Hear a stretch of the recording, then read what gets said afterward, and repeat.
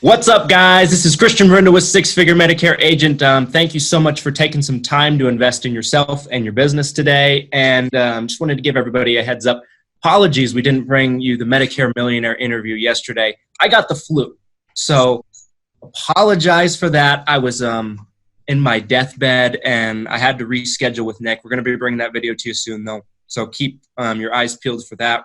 I have, though, Justin Brock with me here today, the Medicare guru himself. So I think you can forgive me for that. Justin, thanks for taking some time. I know you're crazy busy with everything you got going on. Thanks for being here. Yeah, you're welcome. Thank you so much for having me. Hey, always. Well, for anybody that doesn't know Justin, I mean, if you're in the Medicare world and you don't know Justin, you're probably living under a rock of some kind. But Justin has probably, in my opinion, I think it's the best Facebook Medicare-centric agent group on the internet, Medicare gurus. If you're a Medicare agent and you're not in there, you need to be. Justin is just a stud in the Medicare world. Justin owns an agency that just kills it. They have tens of thousands of clients. Justin, for anybody that doesn't know your story and your background, talk a little bit about your history. I know a little bit about your story because I know you a little bit, but for anybody that's watching that might not be familiar with you, how did you get into the business? Talk about your history, your background, and kind of what led up to where we are now. Yeah. So, well, just going back, I'm going to try to give you 15 years in a really quick amount of time. So, as a teenager, I worked with my dad a little bit. He was an independent agent working out of our house and focused on Medicare supplements. He started out at AIG as a life guy. And when AIG dropped their Medicare supplement in the early 90s, he decided he wanted to just go and start helping with MedSup. So when I got a little older, I would work and answer phone calls and take in boxes of paperwork, and he would go out in his car and go to people's houses and write MedSups. And I saw him climb from, us being poor to us being, middle class, him working really hard and doing that in the grind. And when I was 18, I decided, I'm going to grab the world by the reins and go join the Marine Corps because that's cool, and I want to slay dragons and climb mountains. And so I went and did that, and got married to the love of my life. My high school sweetheart. We've been together for coming up on 13 years now, and had 2 kids while I was in. And eventually, I got tired of deploying and getting away from my kids, and I said, okay, I'm going to get out. What am I going to do? And my dad said, you should come, sell insurance. And my first thought was, insurance, I'm a Marine. This is going to be really boring. And I said, I don't know if I'm going to like it. And my dad told me, he said, well, do you think you'll like taking a lot of vacations? And I said, yeah, I think I could dig that. And he said, well, this is a business where you can figure out how to take a lot of vacations. And I think I've even, reinvented that whole concept to him now because we've taken a lot more. But I came on board working with him. He was still working in his house, and I started working with him. And I went out with him a few times, running appointments. We were still going out to people's houses at the time. And then I was off for the races on my own and taking a little Corolla around, running direct mail leads, doing Medigap to Medigap swaps, probably missing tons of cross-sell opportunities at the same time because I was just kind of laser-focused trained on the Medigap swaps and was doing really well with it, but started seeing people online through Google search and other places, and started deciding that I wanted to scale it faster. So around that time, the Facebook ads platform, the original Facebook ads platform launched. So I started toying with it and taking these classes online and staying up late at night and trying to learn on how to get people to call me or how to get leads that I could close over the phone. And, and then I got the chance to go to a MedSup conference, and I saw people there that were doing phone sales and met some of the people that I still have, really good relationships with now. And all that information of learning and how to do Medicare over the phone and help more people and scale our business I kept pressing my dad, and I was like, we can do so much more if we, just scale this. And he really was dinosaur kind of oh, you can only do this by knocking on people's doors and doing it the old way. So I just kept spending my own money, what little I had at the time, on Facebook ads and testing them. And then I started all of a sudden just having massive success with people reaching out by doing these tutorial videos, probably back before most anybody was doing it. Maybe there was maybe Medicare Bob, Robert Bache was getting into it around the same time, but we were like the only guys in maybe the country that were doing it. So I was closing them I was doing webinars, like evergreen webinars back then, which is a concept I teach in my Facebook course, but where people would, I'd set up a webinar, like I recorded it, and then I'd have people sign up and then instantly watch a replay, and it would look like it was live. It would be a Medicare tutorial, but I was selling med subs in South Carolina, Indiana, Mississippi, right where we were. But I started doing them over the phone, and so my app count was like triple what my people like my dad were used to seeing in a week. And I was like, yeah, you don't have to drive 45 miles in between appointments. You can do a lot more production. So anyway, it started scaling that way. And I mean, the next few years, from conventions to investing more and more money into the marketing side, to bringing on more staff and replicating those same processes, to trying to keep up with trends, to Facebook marketing costs going up, to other marketing opportunities coming on board, to all these different things. We've just gone up and up and up. I mean, it was 4 years ago, we were up 10% over the year before. Next year it was up 30. The next year it was up 33. This year it's up 54% over last year. So and it's what I call the snowball effect. And now it's almost hard to completely keep up with. We just have trouble hiring quality people to continue to help us grow. When we have some great quality people, it's just hard to find that they take a lot of effort to find. But yeah, that's pretty much it, from my inception level, into the industry, as a teenager, being around it, to not thinking I wanted to do it, to getting into it, and to changing the way we did it to make it, scale at an extremely rapid rate. It's been quite the journey, and we're not done, because now we started Medicare Gurus. That's gone amazing, more than I thought it would be. Thought it would just be like a tool for agents, and now it's turned into, something bigger than I would have thought it would be. I think it's bigger than people even realize right now. And one thing I can say about our group is I didn't really there are a lot of groups out there that have more agents than us in it. And I like to go if you can try this too, Christian, but if you go to a profile that's not in any of the groups, so you had a fake profile, which I have a few.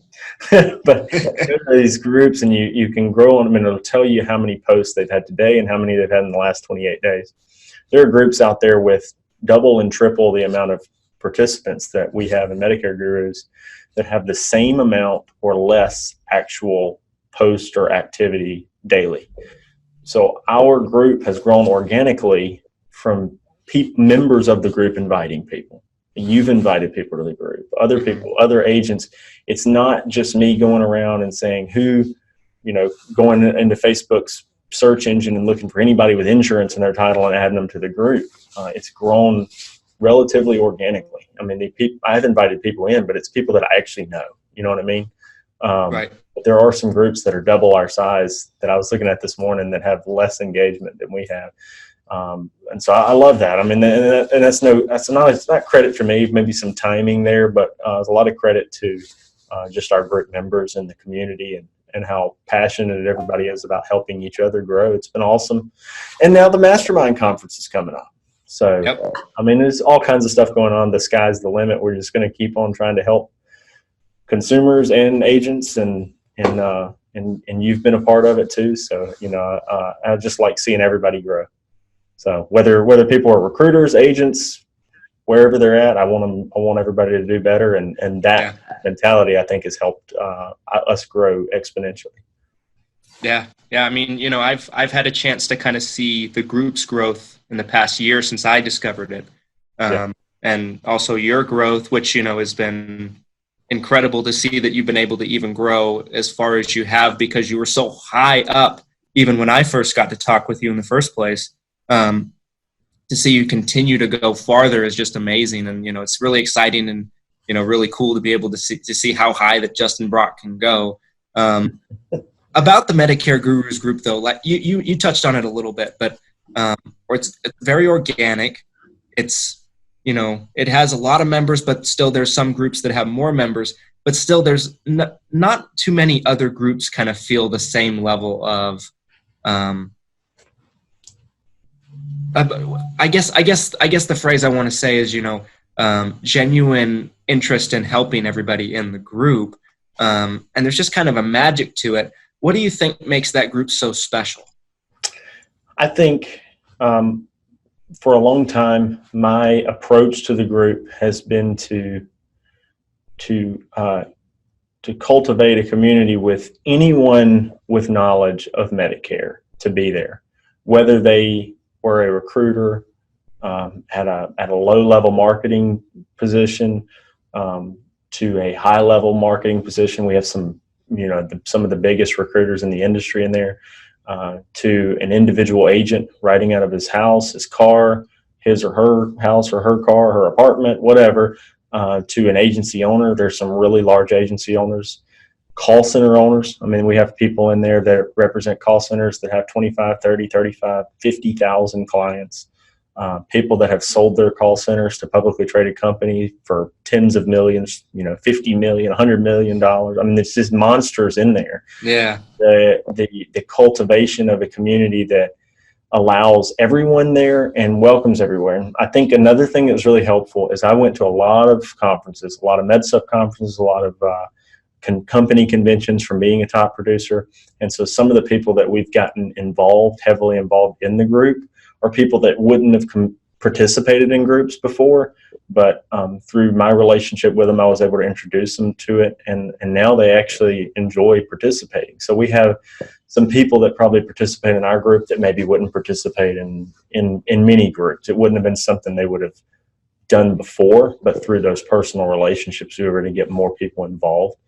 And I don't allow like just open-ended recruiting in the group, but I don't discourage recruiters from being involved. And some of the shout outs out there to Galen Hendricks and Michael Newton and Tony Merwin and Brian Tobias and a lot of people from Innovative, Pete Fournier, people that we partner with on a lot of things, and that are in the group, but they aren't. And they're sharing and helping, but they're not actively recruiting because they see the value in just being there and helping and using the platform to show that they are knowledgeable. And people that want to do business with people will do business. You don't have to go in and try to recruit someone out of it, Right. Right. So, but we've always encouraged that, and we did it early on. And I think we created a place for a lot of those other recruiters to participate in, whereas some of the groups that we're trying to start weren't. They were trying to kick out anybody that was a recruiter. And I always thought that was silly because sometimes these recruiters are very knowledgeable. I mean, the recruiters that I just named, they're not just somebody looking as a headhunter. I mean, they are extremely knowledgeable of their craft. All of them have different areas that they're, I would put Galen Hendricks up against anybody on the cross-sell side of things and the ancillary policies, whereas Brian Tobias is going to know more about D-SNPs than anybody else. Michael Newton's going to know more about probably just standard Medicare Advantage than the rest of them, and diversity of products. And, Tony Merwin's on the tech side knows more than most people. They all have these extreme, so, and a lot of times I'll recommend them. And a lot of people think that I'm in there recruiting heavily from the group. We really haven't been. We look for certain people, but I have a ton of people that reach out from the group. And I'll say, what are you looking for? And then I'll tell them, you're probably a better fit to go work with, senior security benefits, go work with them directly. You're probably a good fit. Why don't you reach out to Mike Newton? He probably has more time to help you with that. and I'll do that. Or if they're in Louisiana, I send them to Brian Tobias because he's got a big presence there. But, we always do that where we try to send them to the people that I think will help them thrive. We're not just trying to hand out a contract to anybody that reaches out to us. Right. Honestly, I don't hand out that many contracts. I told you earlier, I only like contracting people that are already established and don't need a lot of help from me, except maybe on marketing advice or something. Yeah. So it's, and I think that's the thing about the group is just the openness and I chop it up a little bit. Sometimes I probably said things I shouldn't have, but I like to keep it loose and fun. So it's not so, cookie cutter structured, insurance-y type of stuff. I want to make people laugh. And sometimes I make 90% of the people laugh and 10% of them cringe, but that's just who I am. So, and I think that I listen to Grant Cardone mentality of, you might ostracize a small percentage of people, but make fans out of, a large percentage of them. And, by being yourself. And that's kind of the mentality I go with. I don't want anybody to think I'm acting like a robot. You know what I mean? Yeah, definitely. I think it's a great approach, because I think I heard him say before that, even if you try to be someone else, or even if you try to create a character, still a percentage of the people still won't like that person. You might as well just be who you are, because then the people that you really are going to connect with are going to gravitate towards you. Right. Some people don't like the fakeness part of it. Like if they think that you're trying to be somebody you're not, they're turned off to that idea. Where a certain percentage are going to be turned off to who you actually are. But that's okay. What I remember him saying, and this is just made me laugh. He said, "If I ostracize 50% of the country, I can be president." Yeah. That's so true. I love him. I've read every book of his. I've been through Cardone U. He's in my top 5 of most people that have touched my life the most. So I think it's a great way to kind of approach things, and I think it's so accurate about it, because you don't have to be friends with everybody. You don't have to have everybody like you, just enough. Yeah, I agree. I probably early on, he wasn't my favorite of all the motivational guys, but the more I've read his books and stuff, the more I'm like, he's just being real. That's who he is. Yeah. He's an obsessed, compulsive, business person. I respect he turned like his addictive personality into being addicted to being successful. That's a lot. Right. There's a lot better things. There's a lot worse things to be addicted to. So. Yeah, definitely. A lot of things. Justin, let me shift gears over to this. Talking about Grant Cardone a little bit, this might transition well into this next topic. I've kind of observed in the 2010s, but I think even more now that we're going into this new decade, in the 2020s, that there's been more of a push being put on the importance of marketing. And there used to be a push, probably, if I had to guess, maybe early 2010 and before that everybody had to have sales skills. And I still think you need to have good sales skills, but do you think there's more of a importance on having good marketing skills in the 2020s than maybe sales skills? If you had to pick one or the other, which one's more important for an agent? I would say at this point that it's tough. You can outwork your inability to sell. But, I would say initially sales is probably still king. But and I say that because I feel like marketing is a more learnable concept than sales. There's some instinctiveness to selling. But, it kind of could go both ways. I think there are people that are not good salespeople that if they learn how to market, they could hire good salespeople. Anybody that, if you're trying to enter and you have no money and nothing, sales is more important. If you have a little bit of seed money or you can get some, you could always, if you knew how to market really well, you could always market and build your sales side of your team, And if you can market really well, you don't even have to be that great of a salesperson, because if you're getting in front of the right people, getting them to call in or, getting them to willfully and happily submit their lead information. I'm not talking about garbage leads, but like, self-developed actual leads. And then you get on the phone with them and they're like, hey, you're the guy from the video. I never expected you to actually call. Yeah. And you can actually have some, higher closing ratio just based on the fact that you marketed well enough. So little bit of both. I don't necessarily think one outweighs the other. You just have to work with whatever your strength is. Yeah, I agree. Yeah. One of them better than, you don't want to be like, I'm terrible at marketing and I can't sell. Maybe you should consider a different industry. Yeah. I agree. I think it's a great point because, if you're great at sales, you can close anybody or you can sell, ice to an Eskimo, that kind of person. But you can't get in front of anybody. It doesn't matter. And if you can get in front of everybody in the world, it's always a numbers game. You'll eventually sell somebody, but if you're a terrible salesperson, that's another problem. I think there's a lot of truth to that. Yeah. It'd be like, I'd rather somebody be a mediocre salesperson and a mediocre marketer. Yeah. You know what I mean? Than terrible at one and really good at the other. Because, if I can just sell a little bit, I can train you to sell better. And if you can just market a little bit, I can train you to market better. But Right. So you need to have something there, though, in the first place that can. But being a good salesperson, in my opinion, is just about being able to carry on a good conversation. Like what we're doing right now and talking to some degree, I think more in sales is like carry on a good conversation, but knowing when to shut up and let them talk. That's the difference. Whereas when you're carrying a conversation, sometimes you talk, because you think I have something that can be heard and valuable. But in sales, there's a point where it's like, quit adding value and shut up and let them give you their information so you can finish the sale. Yeah. Some agents talk themselves out of sales by doing that. Yeah. Yep. And, I've probably done that when I was getting started myself. So it's an important thing to keep in mind.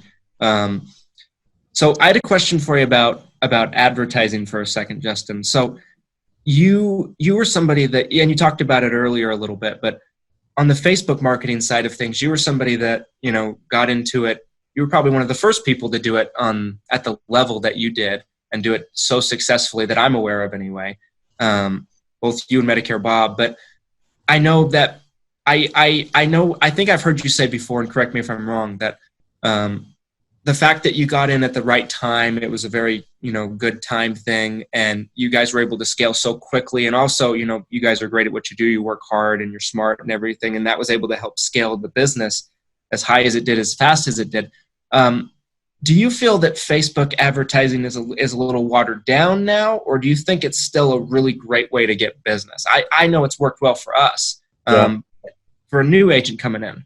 So there's obviously, depending on if you're doing it geographically and you're targeting a certain area, it may depend on the market that you're in, because I know I've talked to Cody about this, and there's areas in the country that they won't even take on a lead client that wants it in that area because they know that there's somebody in that area pumping way too much money into the algorithm and messing it up. I want to say they told me like Salt Lake City, Utah is really tough because there's somebody in that area that was just dumping bukus of money locally, like real money into it, and it was making it hard to compete with them. It's just like pay-per-click on Google.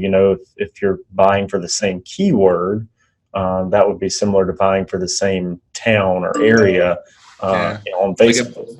Like a bidding system. Yeah. So, they have an algorithm that looks at that and they're like, well, it's going to be more expensive to get in front of this type of prospect, in this area. But, I think that it's coming back full circle right now. And it's getting better. Lead costs have come down. Some of the news BS jargon about Facebook has gone away, and it's not, people aren't thinking about it anymore. They're thinking about impeachment and whatever. But they're not thinking about Facebook being the devil, which I don't think they ever were. But they're not thinking about that. So the people are starting to trust putting their lead information in there. What I have seen is that the thing that hasn't rebounded is people's ability or willingness to answer a phone call after they put their number in something. Or like it's probably the worst answer rates we've seen yet. So I put up a post this morning about people that were willing to market Facebook locally and get the address on the lead form as well, and go out and knock on the doors when they didn't get them.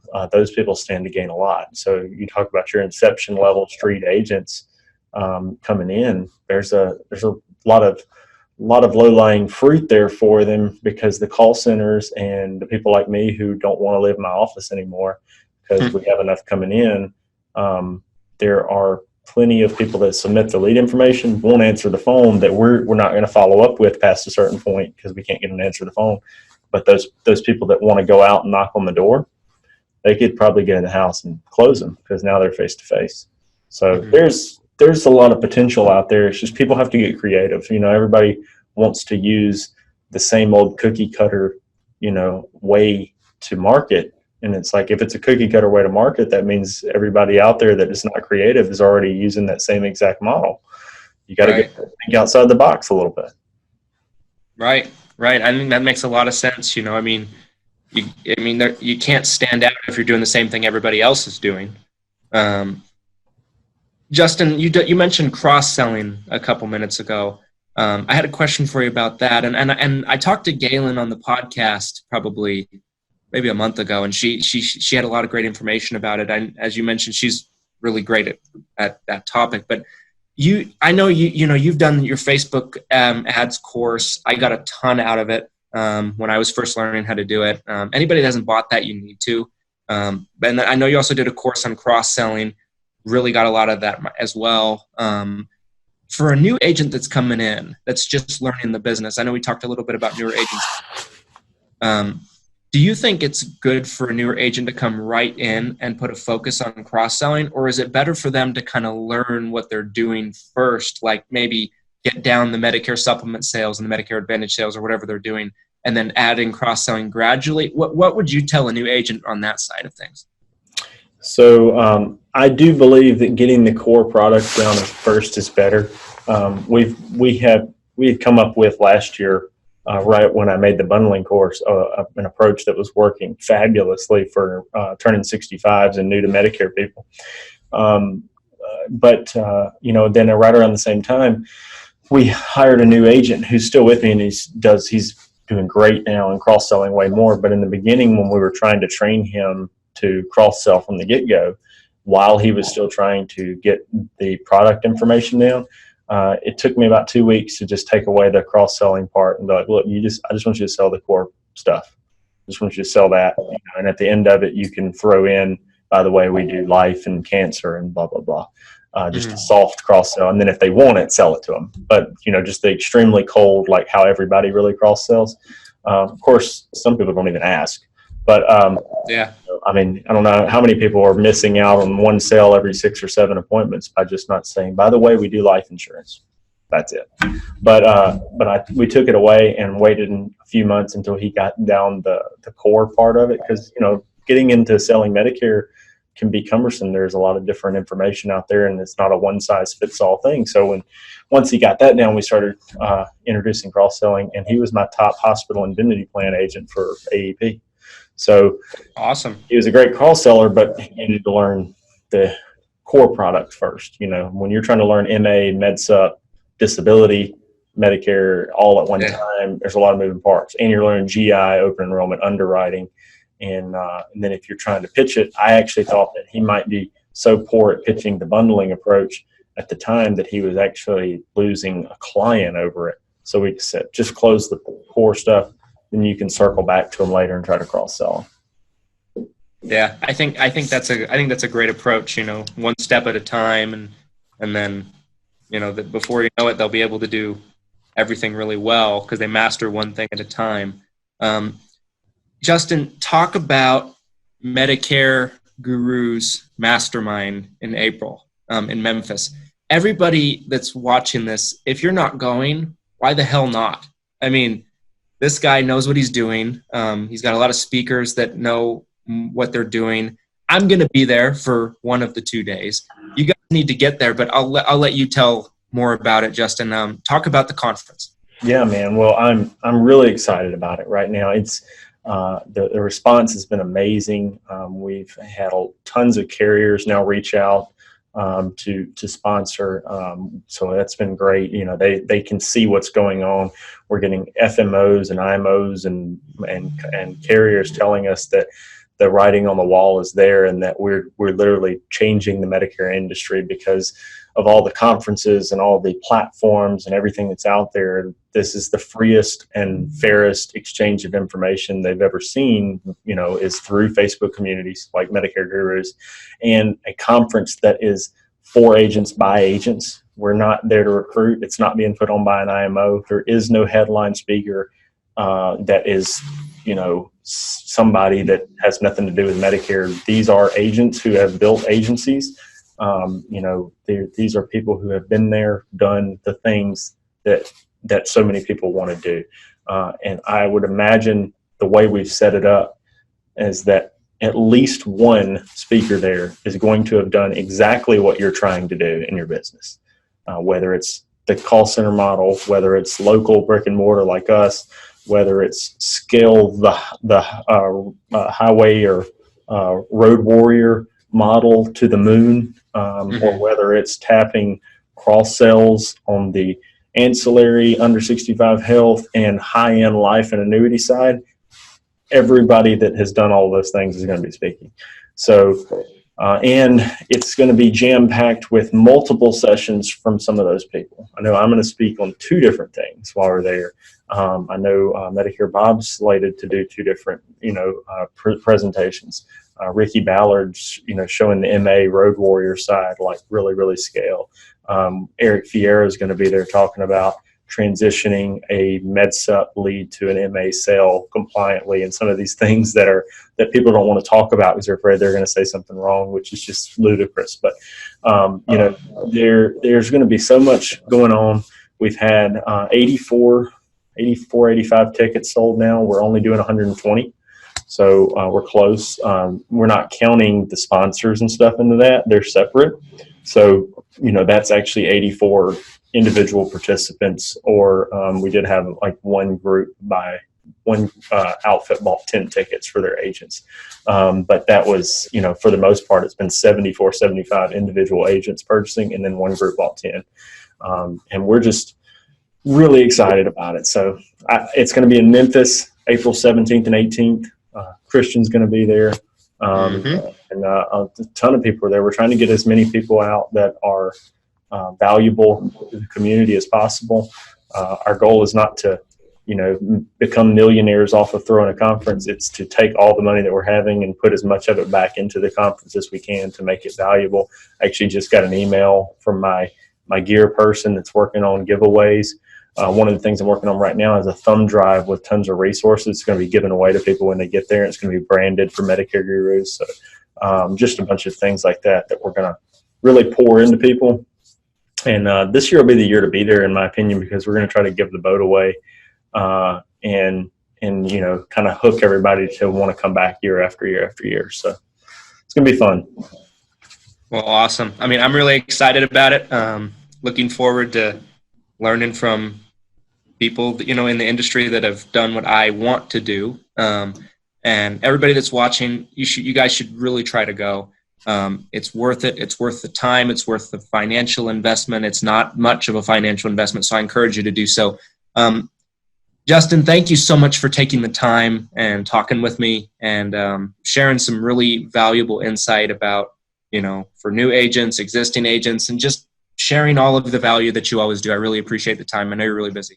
Well, I've enjoyed it. I always enjoy these things. It's why I do it. It's a lot of fun. It brings a lot of fun to, you know, an otherwise, you know, over time, maybe cumbersome type of day to get down here and just talk to people. It reinvigorates you. So I really appreciate you having me. Hey, my pleasure. My pleasure. Everybody, if you enjoyed this episode, do me a favor, drop a like, subscribe to the channel for future content, comment on what you'd like to see on future videos, and I'm going to leave a link down in the description to Justin's YouTube channel, and can I leave a description? Can I leave a link to the Guru's page? Is that possible? Yeah, you can. I'll leave a link to the Gurus page in there. Also, check out both of those places. And until next time, thanks for the time and thanks for investing in yourself.